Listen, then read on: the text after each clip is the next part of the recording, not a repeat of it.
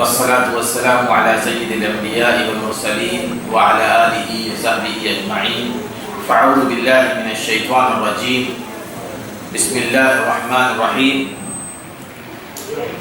وما كان لبشر أن يكلمه الله إلا وحيا أو من وراء حجاب أو يرسل رسولا فيوحي بإذنه ما يشاء إنه علي حكيم. پچھلے درس میں اس سورہ شورا کے آخری کچھ حصے رہ گئے تھے، تو آج انشاءاللہ تعالیٰ اس پر ہم گفتگو کریں گے اور اس کے بعد انشاءاللہ رمضان کے حوالے سے کچھ بات ہوگی. آج کی جو آیات ہیں تقریباً 2 یا 3 آیات ہیں جو ہمارے لیے قابل غور ہیں. اللہ رب العزت کا ارشاد گرامی ہے وَمَا كَانَ لِبَشَرٍ أَن يُكَلِّمَهُ اللَّهُ إِلَّا وَحْيًا أَوْ مِن وَرَاءِ حِجَابٍ. بشر کہتے ہیں انسان، قرآن مجید کے یہ الفاظ ہیں، اور اللہ رب العزت فرماتے ہیں کہ کسی انسان کے لیے یہ سزاوار نہیں ہے، اس کے اپنے مقام کے لائق نہیں ہے کہ اللہ تبارک و تعالیٰ اس سے ڈائریکٹ بات کرے. ان یکلمہ اللہ، کہ اللہ تبارک و تعالیٰ اس سے براہ راست بات کرے. الا وحیا، ہاں اللہ تبارک و تعالیٰ اس سے گفتگو کر سکتے ہیں وحی کے ذریعے، او من وراء حجاب، یا حجاب کے ذریعے، درمیان میں ایک حجاب ہوتا ہے، ایک پردہ.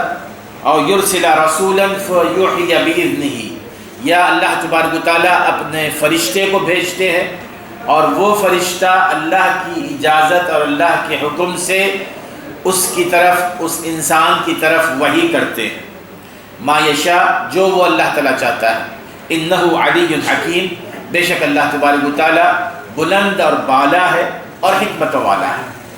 اس آیت کا جو آخری حصہ ہے وہ اللہ تبارک و تعالیٰ کی ایک صفت اس میں بیان کی گئی ہے، اور وہ یہ ہے کہ اللہ تبارک و تعالیٰ بلند ہے، اللہ تبارک و تعالیٰ علی ہے، اور بشر مخلوق ہے. اللہ تبارک و تعالیٰ جو خالق ہے وہ بلند ہے، یعنی وہ مخلوق کے ساتھ ملا ہوا نہیں ہے. خالق اور مخلوق دونوں علیحدہ ہیں. اب ان دونوں کے درمیان آپس میں جو رابطہ ہوگا، چونکہ اللہ تبارک و تعالیٰ وہ بلند اور بالا ہے اور مخلوق وہ علیحدہ ایک مخلوق ہے، تو ان دونوں کے درمیان جو رابطہ ہے وہ ڈائریکٹ کبھی نہیں ہو سکتا. حتیٰ کہ کوئی بڑے سے بڑے نبی ہوں یا رسول ہوں، صرف ان کو اللہ تبارک و تعالیٰ کو دیکھنا بھی ان کے لیے ناممکن ہے. حضرت موسیٰ علیہ السلام، اللہ تبارک و تعالیٰ نے ان سے وہ اللہ تعالیٰ سے ہم کلام ہوئے تھے، جو وحی ان پر آئی تھی، جو رسول بنائے گئے تھے، وہ رسول اس طرح بنائے گئے کہ اللہ تبارک و تعالیٰ نے ان سے گفتگو فرمائی، بلکہ طویل گفتگو. اللہ تعالیٰ نے ان سے پوچھا کہ یہ تمہارے ہاتھ میں کیا ہے؟ انہوں نے کہا کہ یہ میرے ہاتھ میں لاٹھی ہے، میں یہ کرتا ہوں یہ کرتا ہوں. پھر اللہ تبارک و تعالیٰ نے فرمایا کہ اس کو پھینکو. تو یہ طویل تفصیلی گفتگو آتی ہے. اب وہ جو تفصیلی گفتگو ہوئی تھی اس میں حضرت موسیٰ علیہ السلام کے دل میں یہ شوق پیدا ہوا کہ میں اللہ تعالیٰ کو دیکھوں، اور انہوں نے اللہ تبارک و تعالیٰ سے اس کا اظہار فرمایا. تو اللہ تبارک و تعالیٰ نے کیا فرمایا؟ آپ نے فرمایا کہ تم مجھے دیکھ نہیں سکتے، لیکن اس پہاڑ کو دیکھو، اس پہاڑ کو دیکھو. اگر وہ اپنی مقام پر، اپنی جگہ پر ثابت قدم رہا تب تو علیحدہ بات.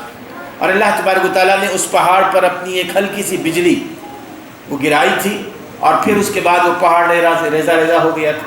تو اس اعتبار سے اللہ تبارک و تعالیٰ سے گفتگو کرنا ڈائریکٹلی یہ ایک بشر کے لیے ناممکن ہے. لیکن اللہ تبارک و تعالیٰ رابطہ کرتے ہیں. اس کی جو شکلیں اللہ تبارک و تعالیٰ نے یہاں بیان فرمائی ہیں وہ یہ کہ پہلے الا وحیا، وحی کے ذریعے. وحی میرے دوستو، عام طور پر یہ لفظ استعمال ہوتا ہے کہ جب رسول پر وحی آتی ہے یا کوئی اور چیز ہے.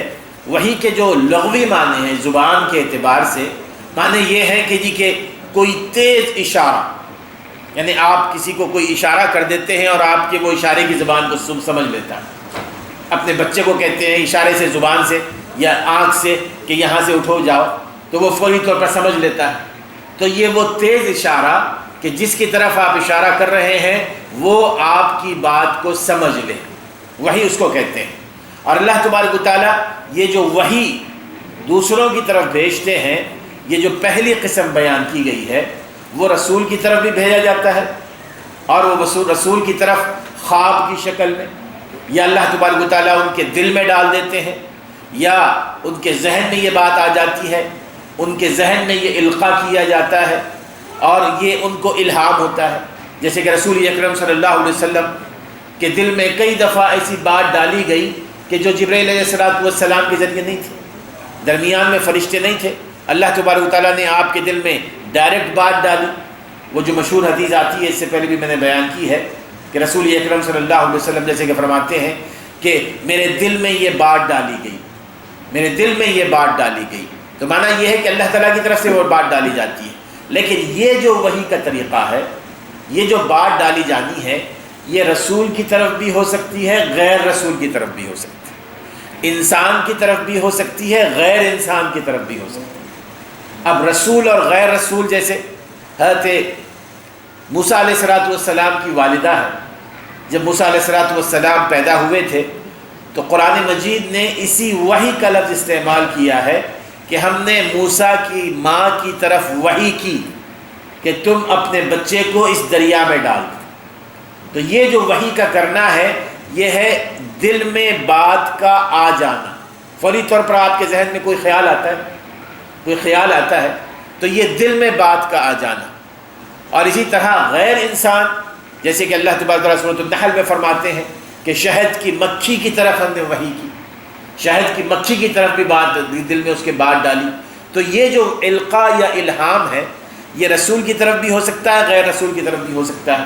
لیکن جہاں تک تعلق ہے، اگر کوئی آج یہ اپنی طرف سے کوئی بات بنا دے، کوئی بات بنا کے یہ کہہ دے کہ جی کہ مجھے اللہ تبارک و تعالیٰ کی طرف سے یہ القاء ہوا ہے، اب اس کو آپ کیسے پہچانیں گے؟ جیسے بہت سارے ایسے ہوئے نا، گزرے ہیں نا کہ پچھلے سالوں میں اگر کوئی یہ کہتا ہے کہ جی کہ اللہ تعالیٰ نے مجھے میرے دل میں یہ وحی ڈالی ہے، القاء ڈالا ہے کہ میں نے محمدی بیگم سے شادی کرنی ہے، تو اب اس قسم کے جو لوگ ہیں، اگر وہ شیطانی وہم کو، شیطانی وسوسے کو، شیطانی خیال کو اللہ تعالیٰ کی طرف منسوب کر دیں تو اس کو آپ کیسے پہچانیں گے؟ اس کو پہچاننے کا بہترین طریقہ میرے دوستو یہ ہے، سب سے پہلی چیز انسان کے اپنے عمل کو دیکھا جائے گا، اس کے عقیدے کو دیکھا جائے گا کہ عقیدے کے اعتبار سے، عمل کے اعتبار سے وہ کس قسم کی شخصیت ہے۔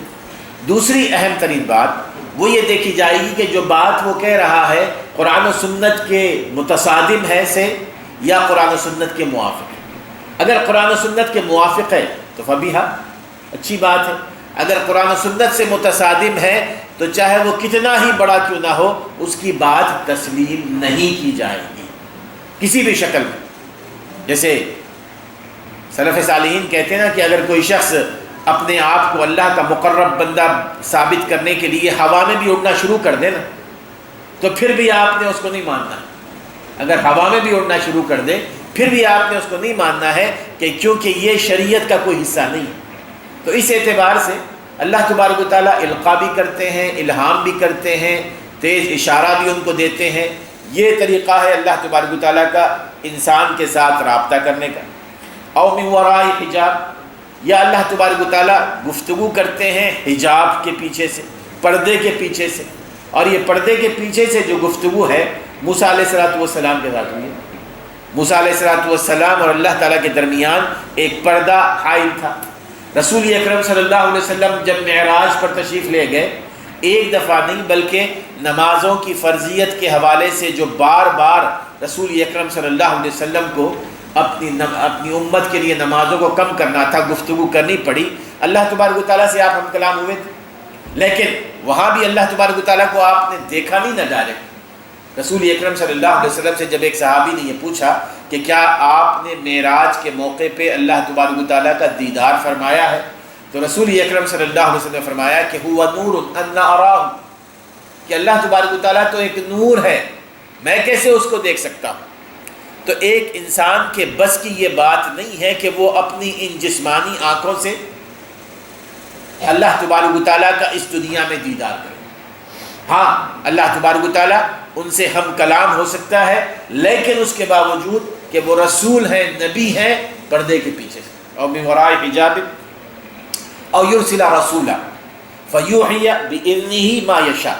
یا تیسری قسم یہ ہے کہ اللہ تبارک و تعالیٰ اپنے رسول کو بھیجتے ہیں. رسول سے معنی یہاں پر اللہ تعالیٰ اپنے فرشتے کو بھیجتے ہیں جو اس رسول کی طرف وحی کرتے ہیں اللہ تعالیٰ کے حکم سے، جو اللہ تعالیٰ چاہتے ہیں، جو اللہ تعالیٰ چاہتے ہیں. اب اس میں میرے دوستوں دو چیزیں ہیں.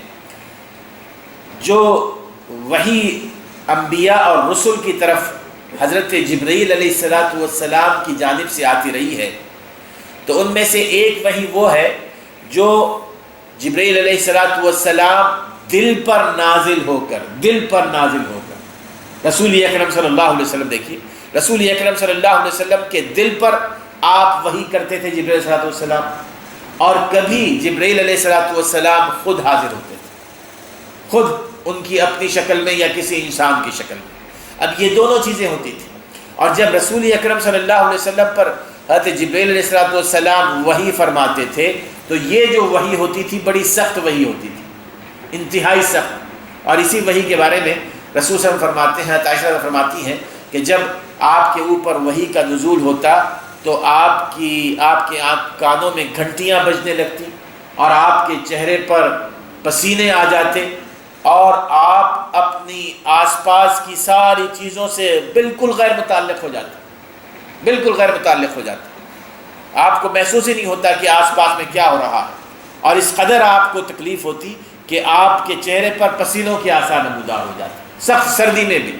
یہ وہ طریقہ ہوتا تھا. اور اسی طریقے سے قرآن مجید نازل ہوا. قرآن مجید کا نزول رسول اکرم صلی اللہ علیہ وسلم پر اسی طریقے سے نازل ہوا.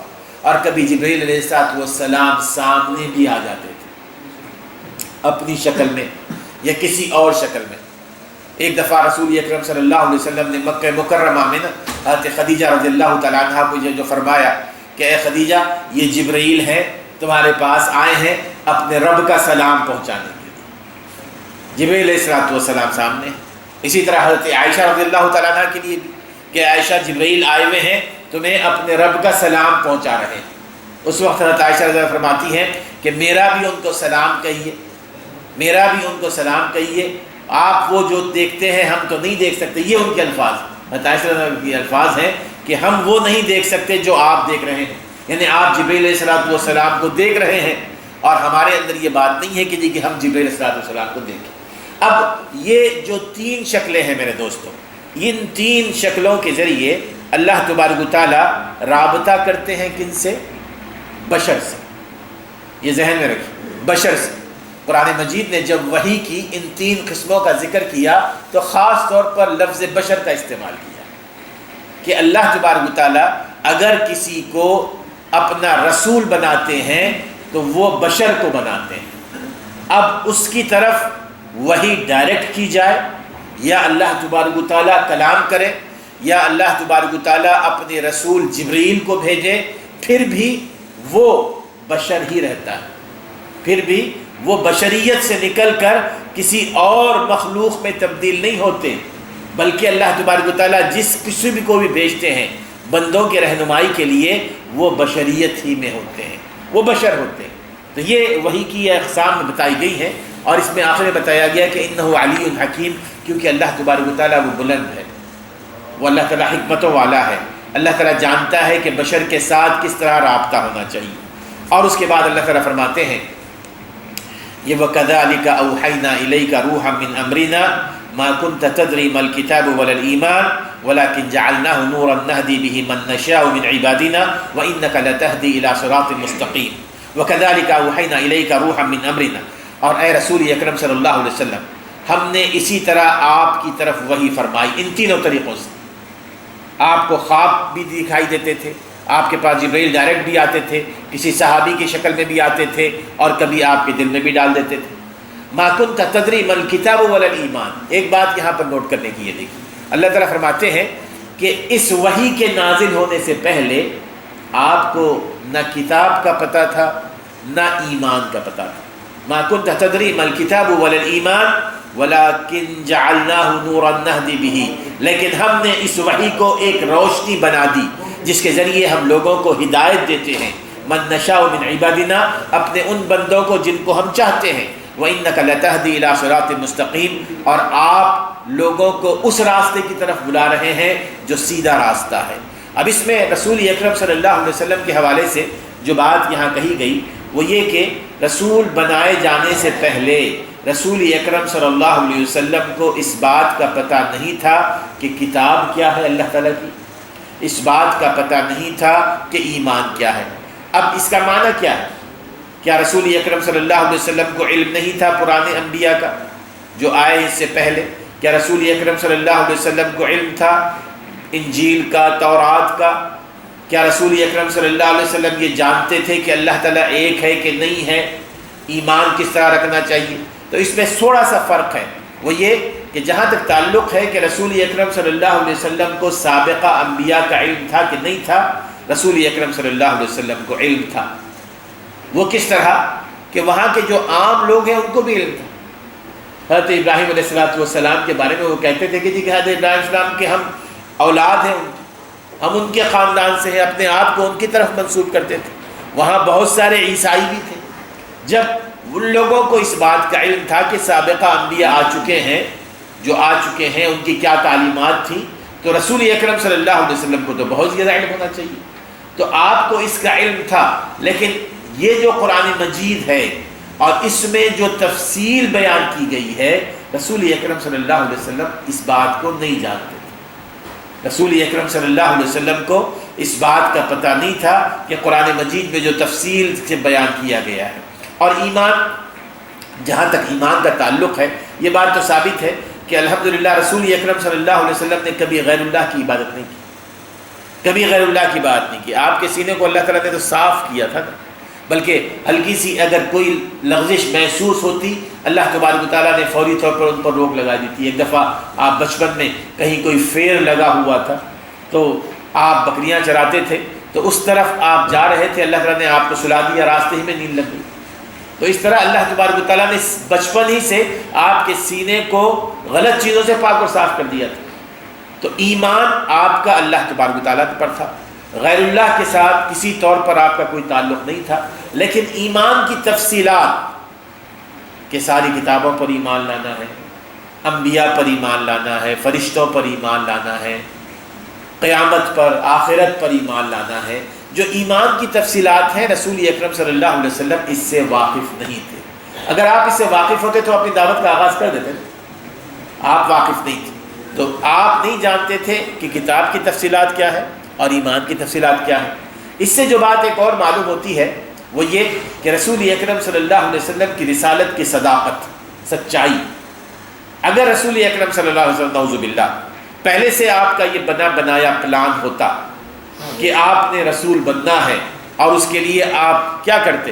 راہ ہموار کرتے نا، اس کے لیے راہ ہموار کی جاتی، پہلے سے لوگوں کو آہستہ آہستہ اپنے سے قریب کیا جاتا، لوگوں تک اپنی بات آہستہ آہستہ پھیلائی جاتی۔ لیکن مکے کے مشرکین خود اس بات پر گواہ ہیں کہ 40 سال سے پہلے تک رسول اکرم صلی اللہ علیہ وسلم میں 2-3 چیزیں تھیں۔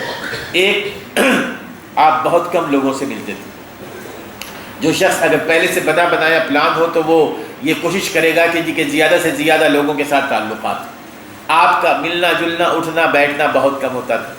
دوسرا یہ کہ رسول اکرم صلی اللہ علیہ وسلم نے کبھی اس موضوع پر گفتگو نہیں کی، کبھی اس موضوع پر کہ رسالت کے حوالے سے، آخرت کے حوالے سے، جنت اور دوزخ کے حوالے سے، شرک اور بدعت کے حوالے سے کبھی آپ نے گفتگو نہیں کی۔ اور تیسرا یہ کہ رسول اکرم صلی اللہ علیہ وسلم آپ نہ صرف لوگوں سے بہت کم ملتے بلکہ غار حرا میں جا کر بیٹھتے تھے، اور غار حرا میں بیٹھتے تھے تاکہ آپ کو یہ معلوم ہو کہ میں اللہ تعالیٰ کی عبادت کیسے کر سکتا ہوں، مجھ پر اللہ تعالیٰ کے کیا حقوق ہیں، اللہ تعالیٰ نے مجھے کیوں پیدا کیا ہے، یہ ساری چیزیں جاننے کے لیے آپ غار حرا میں جا کر بیٹھا کرتے تھے۔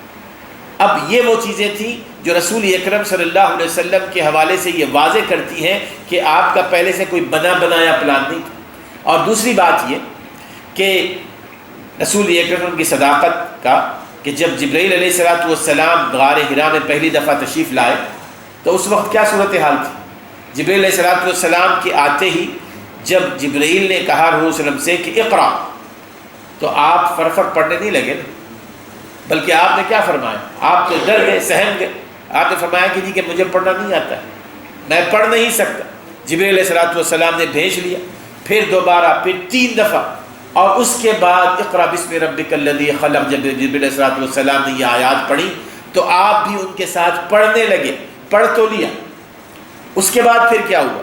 اس کے بعد یہ نہیں کہ خوشی خوشی حضرت خدیجہ کے پاس گئے کہ جی کہ میں جس کا انتظار کر رہا تھا وہ مجھے مل گیا۔ آپ جب گئے حضرت خدیجہ کے پاس، انتہائی ڈرے ہوئے، سہمے ہوئے، جیسے کوئی چیز آپ نے ایسی دیکھی ہو جس کی وجہ سے آپ کو پریشانی ہو رہی ہے، اور جا کر کیا کہا؟ جا کر یہ کہا کہ مجھے کمبل اڑا دو، مجھے کمبل اڑا دو۔ اور یہ کمبل کا اوڑھنا انسان کی نفسیاتی بات ہوتی ہے کہ جب کبھی وہ خائف ہوتا ہے، ڈرا ہوا ہوتا ہے نا، تو وہ کوشش کرتا ہے کہ اپنے آپ کو کوئی چیز ٹال کر اپنے آپ کو بالکل سو جائے اور اپنے آپ کو مکمل طور پر جو ہے نا محفوظ کر لے۔ تو رسول اکرم صلی اللہ علیہ وسلم نے حضرت عائشہ سے، حضرت خدیجہ سے فرمایا کہ مجھے کمبل اڑا دو۔ حضرت خدیجہ رضی اللہ تعالیٰ عنہ کو اللہ تعالیٰ نے بڑی حکمت اور بصیرت عطا فرمائی تھی۔ حضرت خدیجہ نے کچھ نہیں پوچھا ان سے، آپ سے، بلکہ کہا کہ ٹھیک ہے آپ آرام کیجیے۔ ان کو آپ پر کمبل ڈال دیا، آپ نے آرام کیا۔ اس کے بعد جب آپ آرام کر کے اٹھے تو اس وقت حضرت خدیجہ نے پوچھا کہ بات کیا ہے بتائیں۔ تو رسول اکرم صلی اللہ علیہ وسلم نے فرمایا کہ جی کہ مجھے اپنی جان کا ڈر ہے، مجھے اپنی جان کی فکر ہے کہ کوئی بات ہونے والی ہے۔ یعنی اس وقت تک بھی آپ کو یقین نہیں تھا۔ وہاں پر بھی حکمت اور بصیرت دیکھی حضرت خدیجہ رضی اللہ تعالیٰ عنہ کی۔ وہاں پر حضرت خدیجہ نے یہ نہیں فرمایا کہ جی کہ یہ بیکار سے خیالات ہیں، دل سے نکال دو، ذہن سے جھٹک دو، عام عورتیں جیسے ہوتی ہیں، بلکہ حضرت خدیجہ نے سب سے پہلے رسول اکرم صلی اللہ علیہ وسلم کو اپنے رب کی طرف سے دی جانے والی ضمانت کا ذکر فرمایا۔ نیک لوگوں کے لیے، نیک لوگوں کے لیے اللہ تبارک و تعالیٰ خود ضمانت دیتے ہیں نا۔ اور حضرت خدیجہ رضی اللہ عنہ نے کیا فرمایا؟ حضرت خدیجہ نے فرمایا کہ آپ جیسی نیک شخصیت جو دوسروں کے ساتھ تعاون کرتی ہے، جو ظالموں کو ہاتھ پکڑتی ہے، مظلوموں کا ساتھ دیتی ہے، جو بوجھ لوگ اٹھائے ہوئے ہیں ان کا بوجھ اپنے اوپر اٹھا لیتے ہیں، جو بھوکوں کو کھلاتے ہیں، جو گم کردہ راہ ہیں ان کو راستہ بتاتے ہیں، یہ تمام کی تمام چیزیں آپ کرتے ہیں، تو کیا ایسے کیسے ممکن ہے کہ اللہ تعالیٰ آپ کو نقصان پہنچائے، اللہ تعالیٰ آپ کو ضائع کر دے؟ میرے دوستو، یہ انتہائی قیمتی الفاظ ہیں جو حضرت خدیجہ نے فرمائے کہ ایک بندہ جو اللہ کی مخلوق کی مدد میں مشغول ہو، اللہ تعالیٰ تو اس سے زیادہ محبت کرتے ہیں، اللہ تعالیٰ تو اس سے زیادہ محبت کرتے ہیں۔ رسول اکرم صلی اللہ علیہ وسلم نے جگہ فرمایا کہ اللہ تعالیٰ کو جو محبوب ترین بندے ہیں ان میں وہ ہیں جو بندوں کے ساتھ اچھے ہوں، جو اللہ کے بندوں کے ساتھ اچھے ہوتے ہیں، اللہ تعالیٰ ان سے محبت کرتے ہیں۔ تو آپ تو اللہ کے بندوں کے ساتھ انتہائی حسن سلوک کرتے ہیں، تو اللہ تعالیٰ کی طرف سے آپ کو کوئی نقصان نہیں پہنچے گا۔ اور پھر اس کے بعد انہوں نے یہ کیا کہ اپنے چاچا یا اپنے چچا زاد بھائی ان کے پاس، ورقہ بن نوفل کے پاس لے گئی تاکہ اس بات کو مزید مضبوط کیا جائے، اور ان سے کہا کہ میرے یہ شوہر، ان کو اس قسم کے واقعے سے یہ واقعہ پیش آیا ہے، آپ ذرا اس کی وضاحت کیجیے۔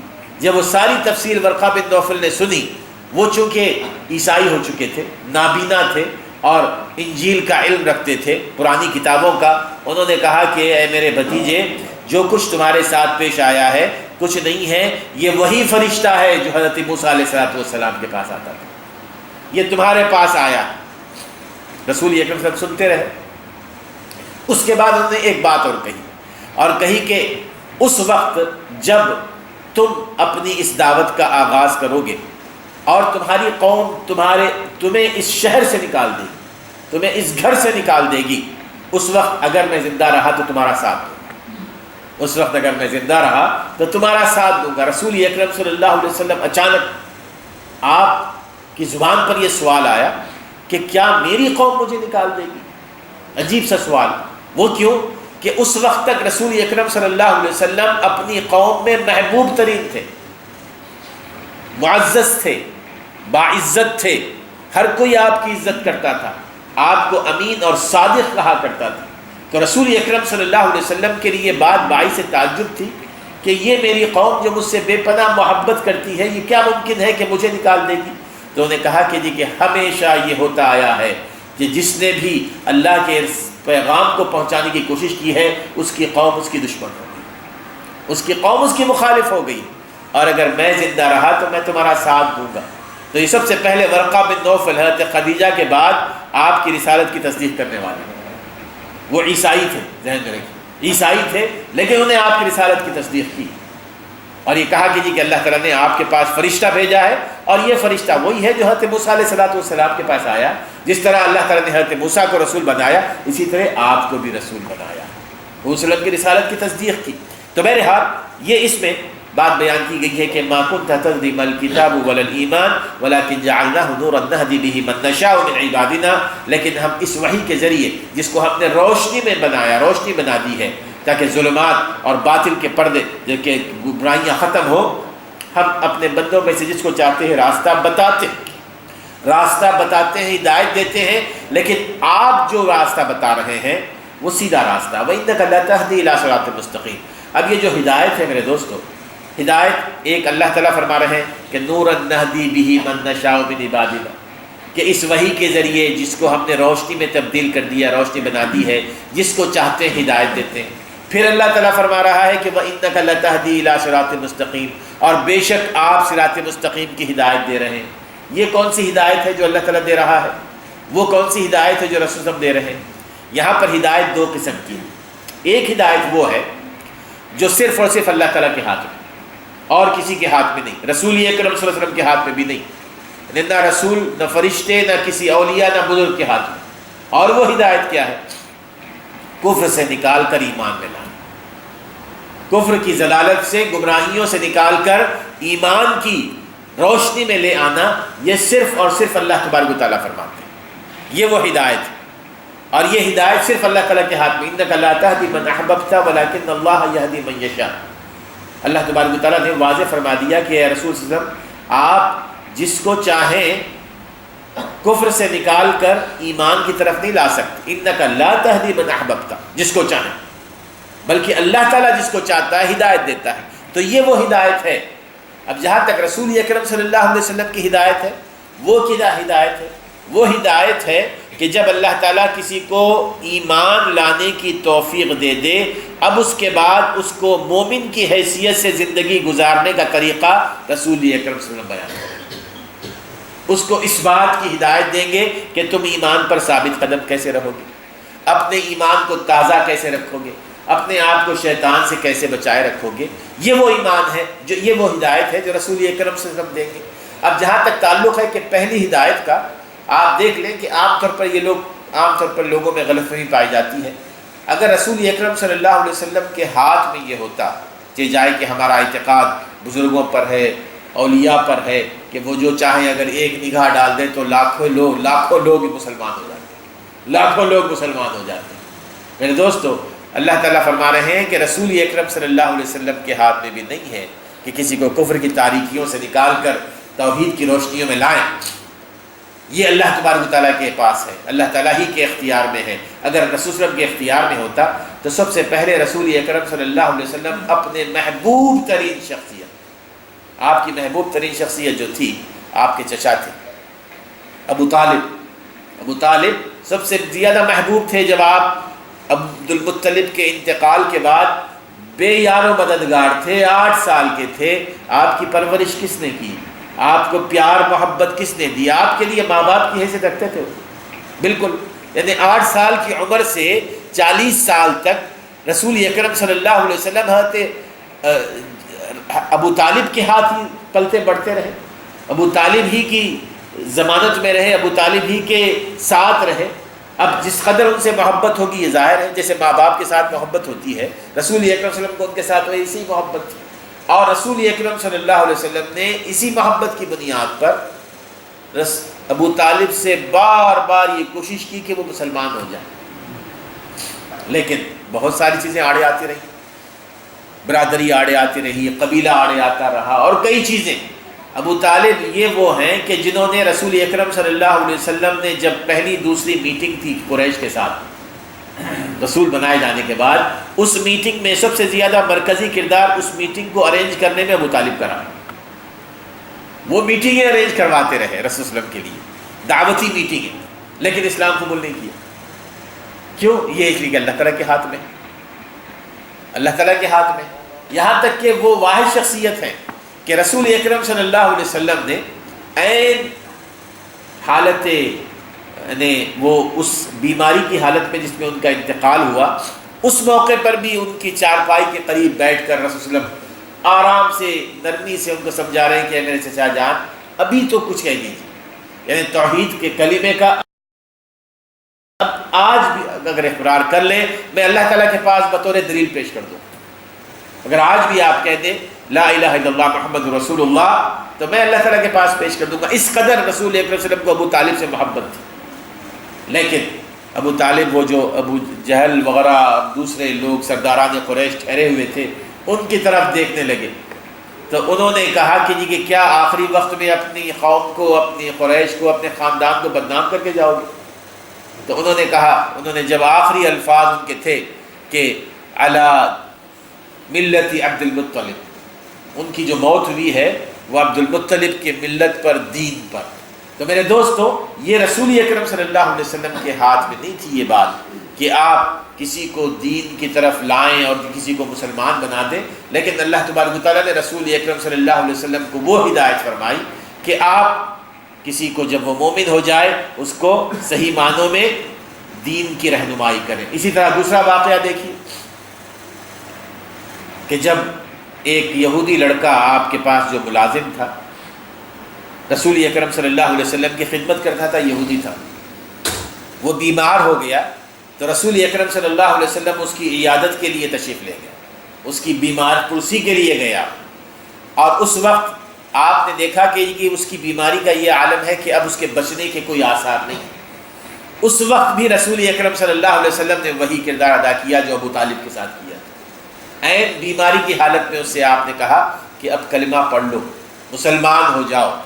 وہ اپنے باپ کی طرف دیکھنے لگا تو باپ نے کہا کہ اتے ابو القاسم، کہ میرے بیٹے تم ابو القاسم کی بات مان لو۔ رسول اکرم صلی اللہ علیہ وسلم کی کنیت تھی نا ابو القاسم، میرے بیٹے رسول کی ابو القاسم کی بات مان لو۔ تو اس بچے نے، اس لڑکے نے، نوجوان لڑکا تھا، کلمہ پڑھ لیا، اور کلمہ پڑھنے کے کچھ ہی دیر کے بعد اس کا انتقال ہو گیا۔ کلمہ پڑھنے کے کچھ ہی دیر کے بعد اس کا انتقال ہو گیا۔ دیکھیں رسول اکرم صلی اللہ علیہ وسلم کی آنکھوں میں آنسو آ گئے۔ سیرت کی کتابوں میں منقول ہے کہ جب اس کا انتقال ہوا تو رسول اکرم صلی اللہ علیہ وسلم کی آنکھوں میں آنسو آ گئے، اور اس کے بعد جب آپ باہر تشریف لے گئے آپ کی زبان پر یہ الفاظ تھے کہ الحمدللہ الذی ہداہ بی الی الاسلام، تمام تعریفیں اس اللہ کے لیے ہیں جس نے اس کو اسلام کی ہدایت دی۔ اللہ نے ہدایت دی اس کو، کسی اور نے نہیں، میرے ذریعے بھی، میرے ذریعے، یعنی اللہ تبارک و تعالیٰ نے اسلام کی ہدایت دی رسول اکرم صلی اللہ علیہ وسلم کے ذریعے۔ تو میرے دوستو اللہ تبارک و تعالیٰ کی طرف سے ایمان کی ہدایت کا ملنا، یہ اللہ تعالیٰ جس کو چاہتے ہیں دے دیتے ہیں۔ اپنے قریب ترین چچا کو یہ ہدایت نہیں ملی، ایک یہودی کے بیٹے کو بھی ہدایت ملی۔ اس میں یہ نہیں دیکھا جاتا کہ کون کس خاندان کا ہے، کون کتنا بڑا ہے، کون کتنا بڑا مالدار ہے۔ اگر ایسی بات ہوتی تھی بلال کو نہ ہدایت ملتی، مصعب کو ہدایت نہ ملتی، سلمان الفارسی کو ہدایت نہ ملتی۔ اللہ تعالیٰ فرما رہے ہیں کہ نہدی بہ من نشاء من عبادنا وانک لتہدی الی صراط مستقیم، لیکن آپ اس کے بعد لوگوں کو راہ ہدایت پر لاتے ہیں۔ تو معنی یہ ہے کہ اگر ایک شخص ایمان لے آ جائے، اب اس کے بعد اس ایمان پر ثابت قدم رہنے کا ذریعہ واحد رسول اکرم صلی اللہ علیہ وسلم کی سنت، رسول اکرم صلی اللہ علیہ وسلم کی رہنمائی، رسول اکرم صلی اللہ علیہ وسلم کی سنت کے بغیر کوئی ہدایت یافتہ نہیں ہو سکتا۔ کیوں؟ وہ اس لیے کہ رسول اکرم صلی اللہ علیہ وسلم جس راستے کی طرف بلا رہے ہیں، صراط اللہ الذی لہ ما فی السماوات و ما فی الارض، یہ وہ راستہ ہے، اس اللہ کا راستہ ہے جس کے پاس آسمانوں اور زمین کی بادشاہت ہے، جو آسمانوں اور زمین کا بادشاہ ہے۔ الا الی اللہ تصیر الامور، یہ بات یاد رکھو، چاہے تم کچھ بھی کرتے رہو، اپنے تمام کاموں کے ساتھ اللہ تعالیٰ کے پاس آؤ، وہاں پر اللہ تعالیٰ کے پاس حساب کتاب تمہیں دینا ہوگا۔ اس طرح میں دوستو یہ سورہ شورا کا یہاں پر اختتام ہوا ہے۔ انشاءاللہ تعالیٰ آئندہ انشاءاللہ سورہ زخرف ہم اس کا آغاز کریں گے۔ جہاں تک تعلق ہے رمضان کے حوالے سے کچھ باتوں کے کہنے کا، الحمدللہ بھی کہہ سکتے ہیں، اور یہ اللہ تبارک و تعالیٰ کا احسان بھی ہے کہ رمضان ابھی شروع ہوا تھا اور ہم تقریباً 1-2 دن میں رمضان کے آخری دہ میں داخل ہونے والے ہیں، اور یہ وہ آخری دہا ہے کہ جس کو سب سے زیادہ فضیلت اس اعتبار سے حاصل ہے کیونکہ اس آخری دہے میں دو تین چیزیں ہیں۔ ایک تو یہ کہ یہ وہی آخری دہا ہے جس میں شب قدر، اور یہ وہ آخری دہا ہے کہ جس میں قرآن مجید کو نازل کیا گیا، اور یہی وہ آخری دہا ہے کہ جس میں رسول اکرم صلی اللہ علیہ وسلم کی جو سنت ہے وہ اعتکاف، رسول صلی اللہ علیہ وسلم اسی میں اعتکاف فرمایا کرتے تھے، اور اس میں خاص طور پر اللہ تبارک و تعالیٰ نے اس شب قدر کے حوالے سے ایک خصوصی مکمل صورت نازل فرمائی، انا انزلناہ فی لیلۃ القدر وما ادراک ما لیلۃ القدر، کہ اس قرآن مجید کو ہم نے عام راتوں میں نہیں نازل کیا، یہ معمولی کتاب نہیں ہے کہ معمولی راتوں میں نازل کی جائے، بلکہ ہم نے بہت ہی قدر و قیمت والی رات کہہ دیجیے یا جس میں فیصلے کیے جاتے ہیں اس رات ہم نے اس کو نازل کیا ہے، ہم نے اس کو چوز کیا ہے، اور وہ رات عام مہینوں کی رات بھی نہیں ہے، شہر رمضان الذی انزل فیہ القرآن، بلکہ اس رات کو بھی ہم نے رمضان میں رکھا ہے، رمضان المبارک میں رکھا ہے، اور اس کو قدر و قیمت والی رات بنایا ہے۔ وما ادراک ما لیلۃ القدر، اور اللہ کا فرماتے ہیں کہ تمہیں کیا پتہ اس کی اہمیت، تم کیا جانو اس کی اہمیت کو، شب قدر کو، قدر کی رات کو۔ اور اللہ نے فرمایا کہ لیلۃ القدر خیر من الف شہر، یہ وہ قدر کی رات ہے جو 1000 مہینوں سے زیادہ افضل ہے، 1000 مہینوں سے زیادہ بہتر ہے، مختلف طریقوں سے، یہ نہیں کیجیے کہ صرف عمل کے اعتبار سے، اللہ تعالیٰ نے یہاں پر یہ وضاحت واضح نہیں فرمایا کیجیے کہ عمل کے اعتبار سے، ہر اعتبار سے ہماری زندگیوں کو درست کرنے کے لیے، اللہ تعالیٰ کی رحمتوں کو پانے کے لیے، اپنے آپ کو کامیاب بنانے کے لیے، اللہ تعالیٰ سے قریب ہونے کے لیے، ہر اعتبار سے 1000 مہینوں سے زیادہ بہتر ہے۔ 1000 مہینے معمولی بات نہیں ہے، اگر اس کا حساب لگائیں تو اوور 83 ایئرس ہو جاتے ہیں، اوور 83 ایئرس ہو جاتے ہیں۔ اور وہ کیوں؟ اس لیے کہ تنزل الملائکۃ والروح فیہا بإذن ربہم من کل امر، یہ وہ رات ہے کہ جس میں فرشتوں کا نزول ہوتا ہے نا، اور فرشتے رحمت کی نشانی، اللہ تعالیٰ کی رحمت اور برکت کی نشانی ہے، اور رحمت کے فرشتے نازل ہوتے ہیں، اور اس میں جبرائیل علیہ السلام خاص ہو، جبرائیل علیہ السلام خاص ہونا، تنزل الملائکۃ والروح فیہا بإذن ربہم من کل امر۔ اور پھر یہ نہیں کیجیے کہ صرف نازل ہوتے ہیں، بلکہ اللہ تعالیٰ کی طرف سے سلامتی کا پیغام بھی لے کر آتے ہیں، اور یہ کب تک ہوتا رہتا ہے؟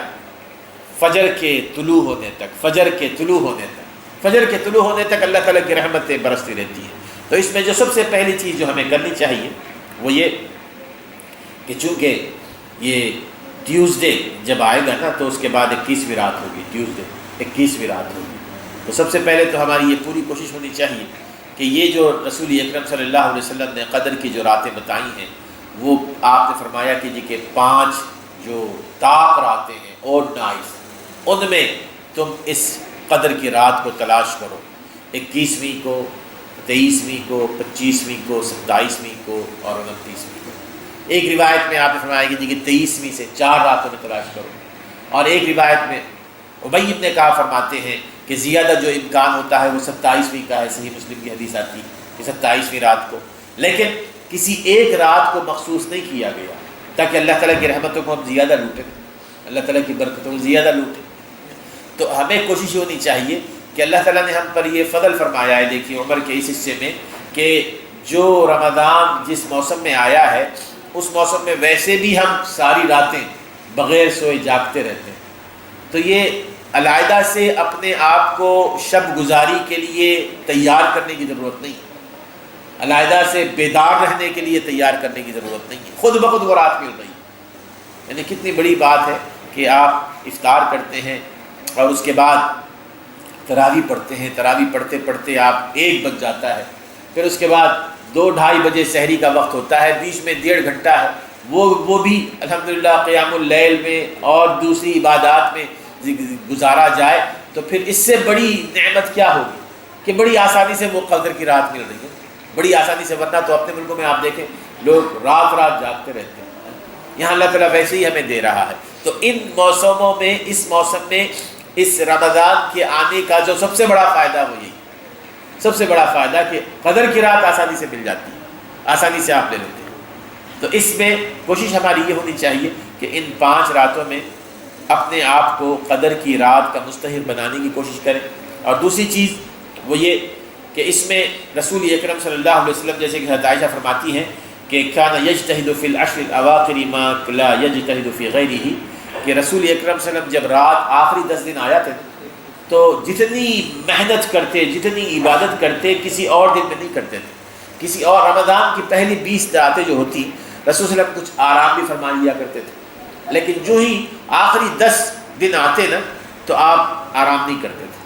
آپ آرام نہیں کرتے تھے بلکہ آپ نے فرمایا جیسے کہ عائشہ فرماتی ہیں کہ اذا دخل العشر شد میزرہ واحیا لیلہ وایقظ اہلہ، کہ آپ اپنی کمر کس لیتے اور پھر اسی طرح نہ صرف اپنے آپ کو عبادت کے لیے بیدار رکھتے، اپنے گھر والوں کو بھی بیدار رکھتے، اپنے گھر والوں کو بھی جگاتے، اور واحیا لیلہ ساری رات جاگتے، واحیا لیلہ. تو یہ آخری جو 10 راتیں ہیں ان میں کوشش یہ ہونی چاہیے کہ نہ خود بلکہ اپنے گھر والوں کو بھی اس میں شریک کریں، گھر والوں کے ساتھ بھی اس میں عبادت کریں، چاہے گھر میں کریں چاہے مسجد میں کریں. اور اس میں تیسری چیز وہ یہ کہ سب سے جو رسول اکرم صلی اللہ علیہ وسلم کی سنت ہے وہ اعتکاف یہ رسول اکرم صلی اللہ علیہ وسلم کی سنت ہے. اور اگر اللہ تعالیٰ نے کسی کو اعتکاف کرنے کا موقع اور توفیق عطا فرمائی تو یہ بہت بڑی بات ہے، یہ بہت بڑی بات ہے. اعتکاف میرے دوستو یہ وہ عبادت ہے کہ جس میں ایک بندہ پورے اخلاص کے ساتھ، بشرطے کہ اخلاص کے ساتھ پوری طرح اپنے آپ کو اللہ تعالیٰ کی طرف راغب کر لیتا ہے، اللہ تعالیٰ کی طرف، دنیا سے ہٹ کر. اعتکاف کا معنی یہ نہیں ہے کہ صرف مسجد میں بیٹھا جائے. عام طور پر اعتکاف کا جو مفہوم آہستہ آہستہ بدل گیا ہے نا، وہ لوگ، میں نہیں کہتا کہ کسی کے اوپر کوئی تنقید ہے کوئی ہے، لیکن عبادات کے حوالے سے اگر کوئی معتکف ہو، کوئی اعتکاف میں بیٹھے تو یوں سمجھیے کہ دنیا اور اس کے تمام علائق سے اس نے اپنے آپ کو کاٹ لیا، اپنا سارا وقت وہ تنہائی میں زیادہ گزارے. اسی لیے علماء سلف کہتے ہیں کہ تمہیں اعتکاف کرنا ہو تو ایسی مسجد میں کیا کرو جس میں تم دوسروں کو نہ جانتے ہو، جان پہچان نہ ہو، کوئی دوست احباب نہ ہو. کیا ہوتا ہے کہ دوست احباب ہو، سلام علیکم سلام اور باقی باتیں ہوتی ہیں، یہ سارا چیزیں ہوتی ہیں. ایسی مسجد میں جا کے اعتکاف کرو جہاں تمہیں کوئی نہ جانتا ہو تاکہ تم صحیح طور پر عبادت کر سکو. اعتکاف کا معنی یہ ہے کہ آدمی اپنے آپ کو پوری طرح اس کے لیے وقف کر دے اللہ تعالیٰ کی طرف. اس میں عطا کہتے ہیں کہ اعتکاف کا تو یہ ہے کہ ایک بندہ اللہ تعالیٰ کے پاس جا کے دربار پہ اس کے بیٹھ جاتا ہے، اس کے در پہ بیٹھ جاتا ہے، کہتا ہے کہ میں نے لے کر ہی جانا ہے، میں نے یہاں سے لے کر ہی جانا ہے، اور اس کے لیے دن رات کوشش کرتا ہے. تو یہ اگر کیفیت ہونا تو پھر اعتکاف کا کوئی فائدہ ہوگا. اور اگر اعتکاف آدمی بیٹھے لیکن مسلسل وہ موبائل پر ہو یا مختلف اخبارات یا مختلف دنیا کے حالات یا دوست احباب سے ملنا جلنا، یہ نہیں میرے دوستوں. اعتکاف میں یہ چاہیے کہ پوری طرح 24 گھنٹے اپنے آپ کو اللہ تعالیٰ کی طرف ساتھ وقف کر دیں. اور جو لوگ اعتکاف کرنا چاہتے ہیں وہ تو سارے مسائل کا ہمیں علم ہے کہ اعتکاف میں آپ مسجد میں اگر اعتکاف کر رہے ہیں تو پہلے سے اس کی نیت کر لیں. اگر نیت کر لی ہے تو وہ فرض بن جاتا ہے، آپ کا فرض بن جاتا ہے، کسی بھی شکل میں آپ نے وہ کرنا ہے. اور وہ آپ جب اعتکاف کرنا چاہیں گے تو آپ نے ٹیوزڈے جو ہے نا 21ویں رات آتی ہے تو افطار آپ نے مسجد میں کرنا ہے. افطار آپ نے اپنی اعتکاف کی جگہ پر، اور پھر اس کے بعد آپ اعتکاف میں داخل ہو جائیں یہاں تک کہ یہ مہینہ ختم ہو جائے، یہاں تک کہ عید کا چاند نظر آ جائے. یہ سارے 10 دن یہ پورے کے پورے آپ نے اعتکاف میں رکھنے ہیں.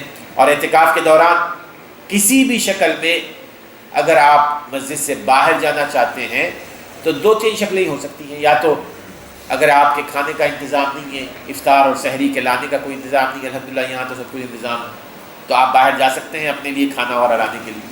اور اسی طرح قضاء حاجت کے لیے اگر صحیح انتظام نہیں ہے تو آپ باہر جا کر قضاء حاجت کے لیے جا سکتے ہیں، ٹوائلٹس وغیرہ کے لیے. اگر کسی کو غسل واجب ہے، فرض ہے، اگر انتظام نہیں ہے اپنے گھر بھی جا سکتے ہیں، جا کے غسل کر کے آ سکتے ہیں، اس میں کوئی شک نہیں ہے. اب اس کے علاوہ جو ہے اگر کوئی شخص اس کے علاوہ بھی جانا چاہے، جیسے اچانک کسی کے کوئی بیمار ہو گیا یا اچانک کسی کا انتقال ہو گیا، تو اس میں علماء کا یہ خیال ہے کہ پہلے سے ذہن میں یہ نیت ہو کہ فلاں شخص بیمار ہے، اگر اس کی بیماری زیادہ ہو جائے تو میں اس کی عیادت کے لیے جاؤں گا، اور اگر اللہ نہ کرے کہ وہ فوت ہو جائے تو میں نے اس کے جنازہ پڑھنا ہے، تو اس شکل میں کر سکتے ہیں. لیکن اگر پہلے سے نیت ارادہ نہ ہو تو نہ جائیں. اور تیسری چیز بلا وجہ جانا، یہ تو بالکل حرام ہے. بلا وجہ جانا کہیں اور جا کے بیٹھ گئے، یعنی بزیری کے کسی حصے میں بیٹھ گئے اور لوگوں سے گفتگو کرتے بیٹھے، اپنے اعتکاف کو فاسد کرنے والی بات ہے۔ لیکن آپ یہ کر سکتے ہیں کہ تھوڑا سا اپنے آپ کو، اپنے جیسے رسول صلی اللہ علیہ وسلم اپنے سر مبارک کو اپنے حجرے میں دیتے تھے، حضرت عائشہ رضی اللہ تعالیٰ عنہ آپ کے سر کو دھو دیتی تھی، آپ کے سر کو دھو دیتی۔ ایک دفعہ حضرت صفیہ رضی اللہ تعالیٰ عنہ ام المومنین وہ آئیں آپ سے ملنے کے لیے، تو بیٹھی رہیں، پھر اس کے بعد وہ نکلنے لگی تو حضور نے فرمایا کہ تم اکیلی جاؤ، نہ جاؤ، میں تمہیں چھوڑ دوں گا۔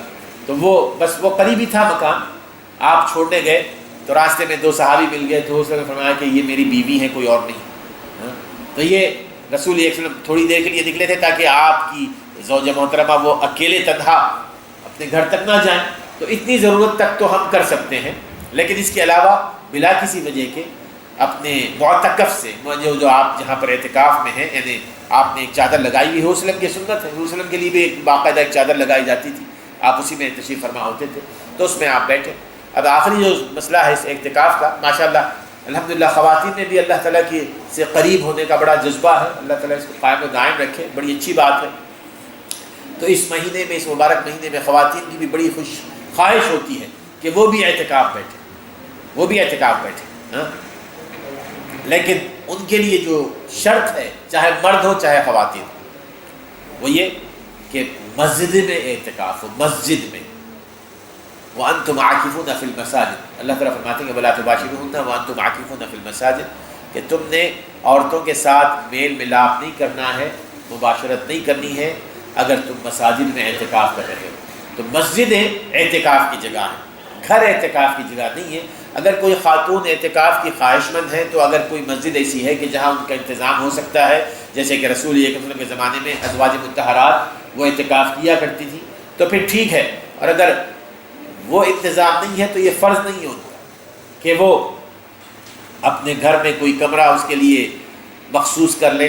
لاکھ اس میں آپ روزانہ نماز پڑھتی ہوں، لیکن اس کو مسجد تو نہیں کہا جائے گا، وہ تو مسجد تو نہیں ہے۔ تو اس میں صرف ایک شخصی رائے نہیں بلکہ قرآن و حدیث کے اعتبار سے تمام جمہور ائمہ کے پاس، تمام ائمہ کے پاس یہ شرط ہے کہ اعتکاف صرف مسجد میں ہوگا، کسی اور جگہ نہیں ہوگا۔ اور خواتین کا یہ کر لینا کہ جی کہ میں نے اعتکاف میں بیٹھنا ہے اور گھر میں اعتکاف کرنا ہے، تو یہ خواہ سنت کی خلاف ورزی ہے۔ ویسے ہی آپ اللہ تعالیٰ کی عبادت کرتے رہیں، اللہ تعالیٰ سے اپنے گناہوں کی معافی مانگتے رہیں، اللہ تعالیٰ معاف کرنے والا ہے انشاءاللہ تعالیٰ۔ تو یہ ان آخری 10 راتوں کے حوالے سے ان باتوں کو اگر ہم ذہن میں رکھیں تو اللہ تعالیٰ ہماری ان روزوں کو اور ہماری ان نیکیوں کو قبول فرمائے انشاءاللہ۔